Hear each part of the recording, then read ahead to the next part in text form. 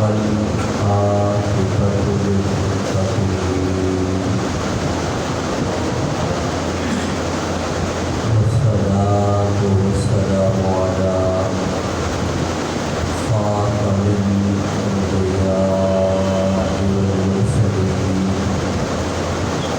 وعلى آله الطيبين الطاهرين وأصحابه أجمعين.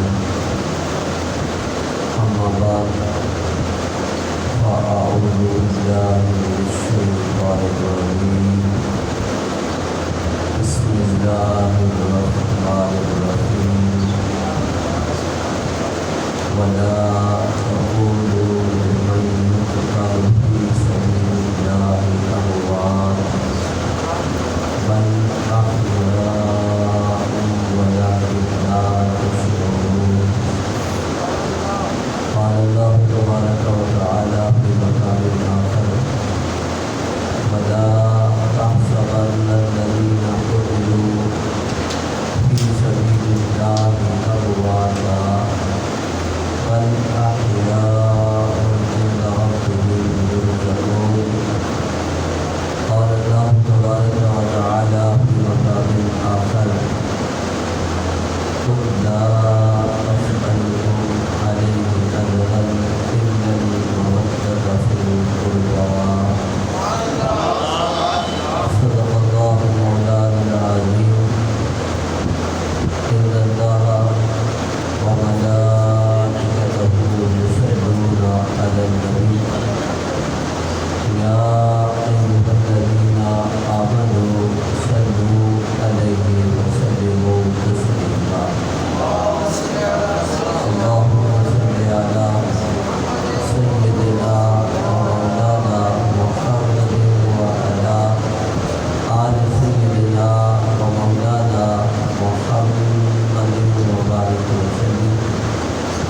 الصلاة والسلام عليك يا سيدي يا رسول الله وعلى آلك وصحابك يا سيدي يا حبيب الله. حق کی صداقتوں کی نشانی حسین ہے. حق کی صداقتوں کی نشانی حسین ہے. دنیا میں انقلاب کا بانی حسین ہے. دنیا میں انقلاب کا بانی حسین ہے. سیرت ہے فاطمہ کی، سیرت ہے فاطمہ کی، صورت علی کی ہے. دنیا میں مصطفیٰ کی نشانی حسین ہے. دنیا میں مصطفیٰ کی نشانی حسین ہے. میرے نہایت ہی محترم علماء کرام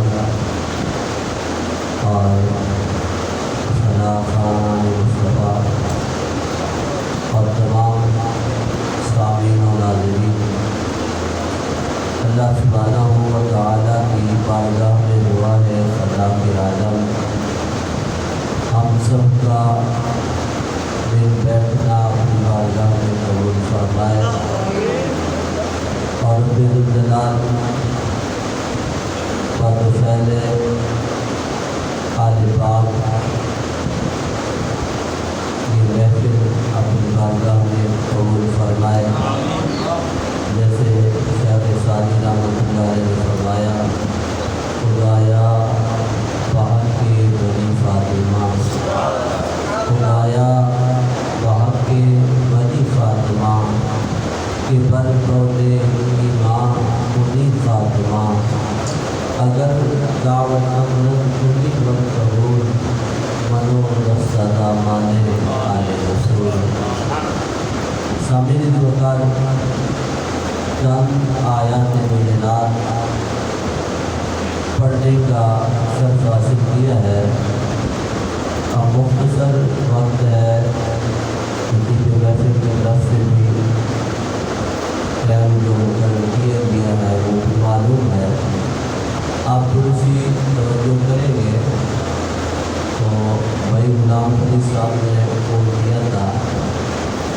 اور یہ محفل پاک 11ویں شریف کے حوالے سے بھی ہے، اور یہ محفل پاک سرکار کی آل پاک بالخصوص شہدائے کربلا اور سید الشہداء حضرت سیدنا امام حسین رضی اللہ تعالیٰ عنہ کی یاد میں بھی ہے، اور شہدائے اسلام اور بالخصوص شہدائے پاکستان جنہوں نے اپنی جان کے نذرانے پیش کیے، اپنا مال اپنی جان قربان کی، اور عزیز پیارا وطن پاکستان ہمیں ملا، ان کی بارگاہ میں بھی اقرار تحسین پیش کرنی ہے۔ تو سامعین وقار خالق کائنات نے فرمایا وَلَا تَقُولُوا لِمَن يُقْتَلُ فِي سَبِيلِ اللَّهِ أَمْوَاتٌ، جو اللہ کے راستے میں قتل ہو جائیں، کٹ جائیں، تم انہیں مردہ نہ کرو، بل احیاء بلکہ وہ زندہ ہے، وَلَٰكِن لَا تَشْعُرُونَ، لیکن تمہیں ان کی زندگی کا شعور ہے۔ رب کائنات نے فرمایا جو میرے راستے میں آ جاتے ہیں، اپنی جان کا نذرانہ پیش کر دیتے ہیں، اب بظاہر ان کا جسم کٹ گیا ہے، تیروں سے چربی ہو گیا ہے، تلواروں کے وار سے کٹ کر ٹکڑے ہو گیا ہے، لیکن تم نے انہیں مردہ نہیں کہنا، اب وہ تو زندہ ہے، اب انہوں نے اپنی ظاہری زندگی میرے نام پہ قربان کی ہے، اب میں نے ان کو حیات ابدی عطا کی ہے، اب تم نے انہیں مردہ کہنا نہیں ہے بلکہ وہ زندہ ہے۔ مالک ہم اپنی آنکھوں سے دیکھتے ہیں، اب جو زندہ ہوتا ہے اب وہ گفتگو کرتا ہے، جو زندہ ہوتا ہے اس کے جسم میں حرکت ہوتی ہے، اب اس کی نبض چلتی ہے، اب یہ علامتیں ہم تو ان کے جسم میں نہیں دیکھتے، مالک وہ زندہ کیسے ہے؟ اب خالق کائنات نے فرمایا اب میں جو کہہ رہا ہوں زندہ ہے، وَلَٰكِن لَا تَشْعُرُونَ، تمہیں ان کی زندگی کا شعور ہے، اور یہ تو کہنے کی بات ہے۔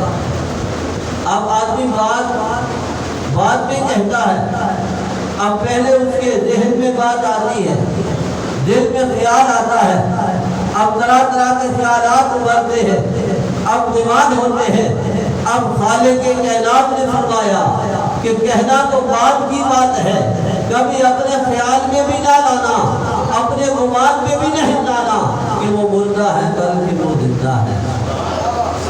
اب اس آیت کے اندر فرمایا وَلَا تَحْسَبَنَّ الَّذِينَ قُتِلُوا فِي سَبِيلِ اللَّهِ أَمْوَاتًا، جو اللہ کے راستے میں قتل ہو جائے، اب تم نے انہیں مردہ گمان نہیں کرنا بلکہ وہ زندہ ہے، اور فرمایا اب جو زندہ ہوتا ہے اب اسے خوراک کی ضرورت ہوتی ہے، اب اسے رزق دیا جاتا ہے۔ اب رب کائنات نے اس آیت کے اندر فرمایا کہ جب میں کہہ رہا ہوں وہ زندہ ہے تو انہیں مردہ گمان نہیں کہنا، اب بات رزق کی آتی ہے، ان ربہم یرزقون، اب رب پروردگار کی طرف سے رزق عطا کر دیا جاتا ہے۔ سامعین وقار اب جو شہید ہے اب کلمہ حق بلند کرنے کے لیے اپنی جان کا نذرانہ پیش کرتا ہے، دین کی حفاظت کے لیے اپنی جان دے دیتا ہے، اب اسلام کی سرحدوں کی حفاظت کرنے کے لیے اپنی جان کا نذرانہ پیش کرتا ہے۔ اب مالک کائنات نے قرآن کے اندر ارشاد فرمایا نہ تم نے انہیں مردہ گمان کرنا ہے اور نہ ہی تم نے انہیں مردہ کہنا ہے بلکہ وہ زندہ ہے۔ اور سامنے وقار